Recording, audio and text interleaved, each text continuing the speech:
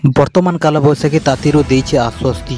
ସକାଳୁ ସକାଳୁ କଟକ ସମେତ ରାଜ୍ୟର ବିଭିନ୍ନ ସ୍ଥାନରେ ହାଲୁକା ବର୍ଷା ହୋଇଛି। 10 ଜିଲ୍ଲାରେ କୋହଲା ପାଗ ରହିଛି। ଝାରସୁଗୁଡ଼ା, ସୁନ୍ଦରଗଡ଼, ନୂଆପଡ଼ା, ସମ୍ବଲପୁର, ବରଗଡ଼, ବୌଦ୍ଧ, ସୋନପୁର, ବଲାଙ୍ଗୀର, ଅନୁଗୁଳ ଓ ଦେବଗଡ଼ର କିଛି ସ୍ଥାନରେ ବର୍ଷା ହୋଇଥିବା ସୂଚନା ମିଳିଛି। ସେହିପରି ବର୍ଷା ପାଇଁ 8 ଜିଲ୍ଲାକୁ ୟେଲୋ ୱାର୍ଣ୍ଣିଂ ଜାରି କରିଛି ପାଣିପାଗ ବିଭାଗ।